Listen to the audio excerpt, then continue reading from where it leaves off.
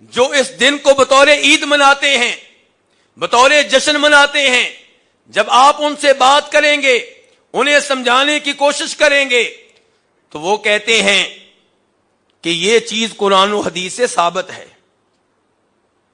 کیسے ثابت ہے؟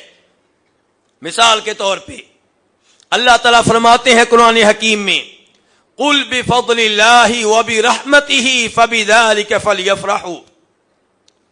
اللہ تعالیٰ کہہ رہے ہیں کہ اے نبی صلی اللہ علیہ وسلم، آپ ان لوگوں سے کہہ دیں کہ اللہ کے فضل اور اللہ کی رحمت پہ خوش ہونا چاہیے، اللہ کے فضل اور اللہ کی رحمت پہ خوش ہونا چاہیے۔ تو نبی علیہ الصلوۃ والسلام کی ولادت سے بڑھ کر اللہ کا فضل کیا ہوگا؟ آپ کی ولادت سے بڑھ کر اللہ کی رحمت کون سی ہوگی؟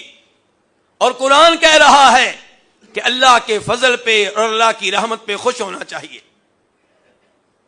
یہ وہ دلیل ہے جو عید میلاد النبی صلی اللہ علیہ وسلم کے جواز کے طور پہ پیش کی جاتی ہے۔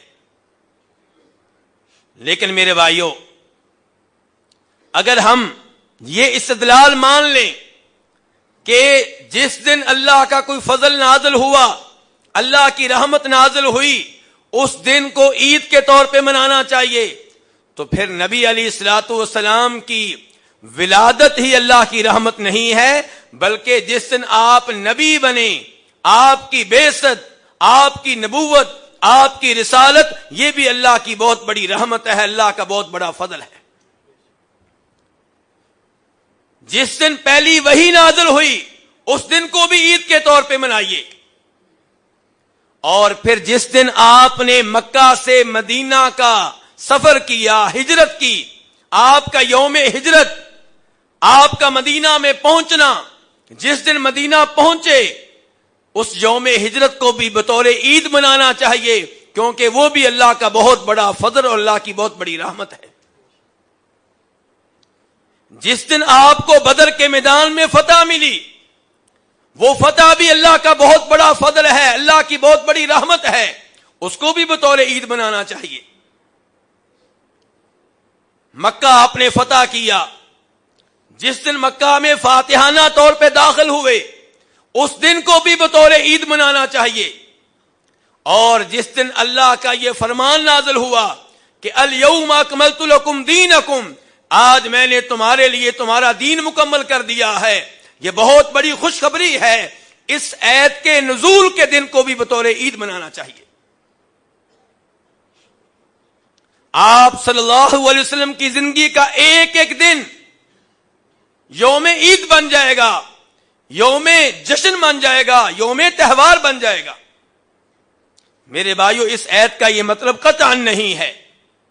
پہلی بات یہ ہے کہ اس آیت میں اللہ کے کون سے فضل اور اللہ کی کون سی رحمت کا تذکرہ ہوا ہے۔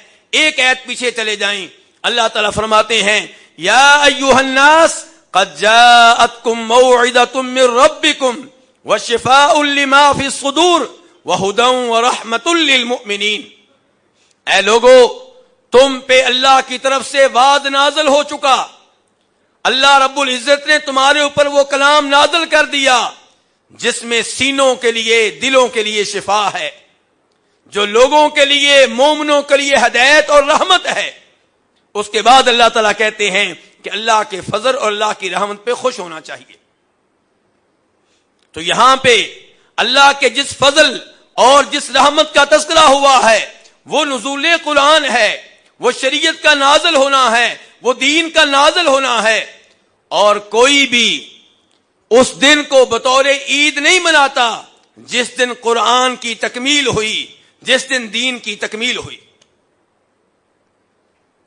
میرے بھائیو، اللہ رب العزت نے یہ کہا ہے کہ اللہ کے فضل اور اللہ کی رحمت پہ خوش ہونا چاہیے، یہ نہیں کہا کہ جب اللہ کا فضل نازل ہو، اللہ کی رحمت نازل ہو، اس دن آپ جشن منائیں اور سالانہ طور پہ منائیں، ہر سال منائیں، یہ اللہ نے نہیں کہا۔ جب بھی آپ کو اللہ کی کوئی نعمت ملے، آپ خوش ہوں۔ اللہ آپ کو بیٹا دے، اللہ کا فضل ہے، اللہ کی رحمت ہے، آپ خوش ہوں۔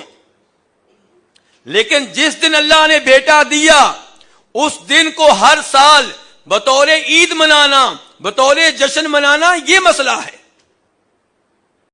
آپ علیہ الصلوۃ والسلام فرماتے ہیں، ابو داؤد شریف کی حدیث ہے، من تشبہ بقوم فہو منہم، جو کسی قوم کی مشابہت کرتا ہے وہ انہی میں سے ہے۔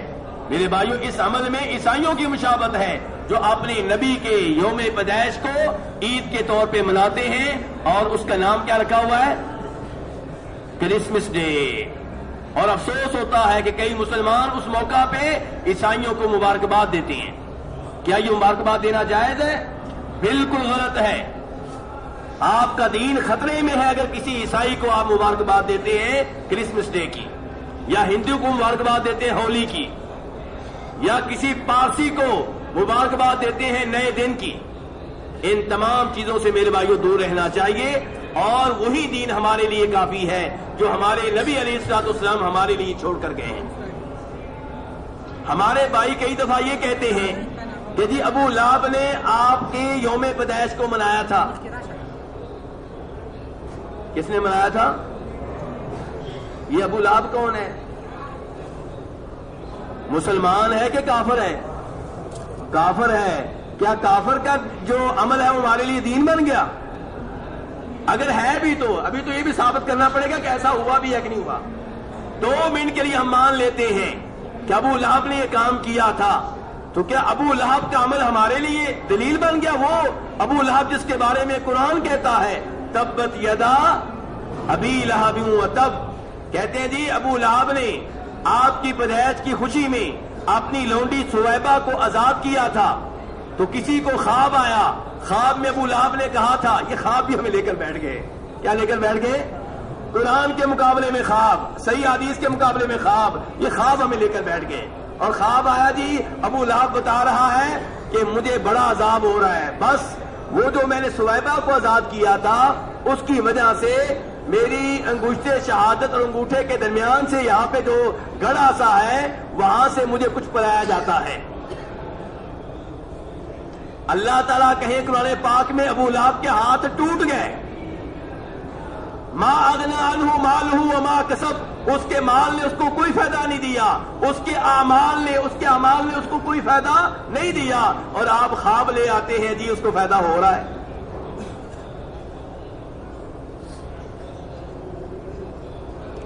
دوسرے نمبر پہ میرے بھائی، ابو لہب اس نے سویبہ کو آزاد کیا کب؟ کہتے ہیں آپ کی پیدائش کے موقع پہ۔